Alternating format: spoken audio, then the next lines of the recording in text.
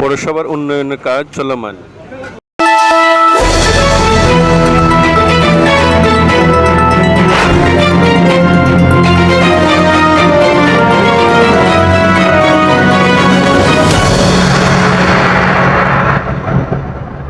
বিসমিল্লাহির রহমানির রহিম। আমি আজকে উপস্থিত মাধবপুর ৩ নং ওয়ার্ড মাধবপুর পৌর ঈদগাহ ময়দানে। মাধবপুর পৌর ঈদগাহের উন্নয়ন কাজ পরিদর্শনের পৌর ইঞ্জিনিয়ারিং টিম, বিশেষ প্রতিনিধি রুহুল আমিন খান উজ্জ্বল।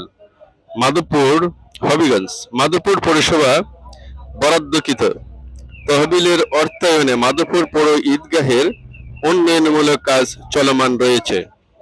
মঙ্গলবার ২৮ জুলাই ২০২৬ চলমান নির্মাণ কাজ পরিদর্শন ও তদারকির জন্য পৌরসভার ইঞ্জিনিয়ারিং টিম মাঠ পর্যায়ে যান। পরিদর্শনকালে তাদের সঙ্গে উপস্থিত ছিলেন মাধবপুর পৌর বিএনপির সভাপতি ও মিডিয়া কর্মী। এ সময় পৌর প্রকৌশলী নির্মাণ কাজে নিয়োজিত রাজমিস্ত্রিদের বিভিন্ন কারিগরি নির্দেশনা প্রদান করেন। তিনি বলেন,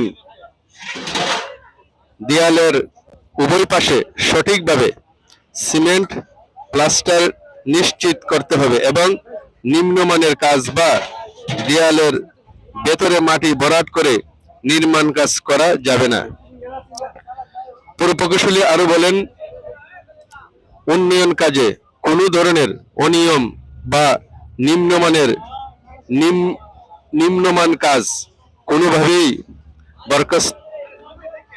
বরদাস্ত করা হবে না। নির্ধারিত নকশা ও মান বজায় রেখে কাজ সম্পন্ন করতে হবে। এদিকে মাধবপুর পৌরসভার সর্বস্তরের জনগণ ও উন্নয়নমূলক উদ্যোগকে স্বাগত জানিয়ে সংশ্লিষ্ট কর্তৃপক্ষকে ধন্যবাদ জানিয়েছেন। এলাকার বিভিন্ন উন্নয়নমূলক কাজের ধারাবাহিকতা বজায় রাখার আহ্বান জানিয়ে তারা বলেন, স্থানীয়দের মতে ঈদগাহের উন্নয়ন কাজ সম্পন্ন হলে ধর্মীয় অনুষ্ঠান আয়োজন সহ সাধারণ মুসল্লিদের জন্য আরো সুন্দর ও নিরাপদ পরিবেশ নিশ্চিত হবে। আমি মাধবপুর পৌরসভার সর্বস্তরের জনগণের পক্ষ থেকে এই পৌরসভার পুরো প্রশাসনকে ধন্যবাদ জানাই। যে হারে যেভাবে আমাদের মাধবপুরে উন্নয়নমূলক কাজ চলমান আছে, আশা করি ভবিষ্যতে এভাবে চলমান থাকবে।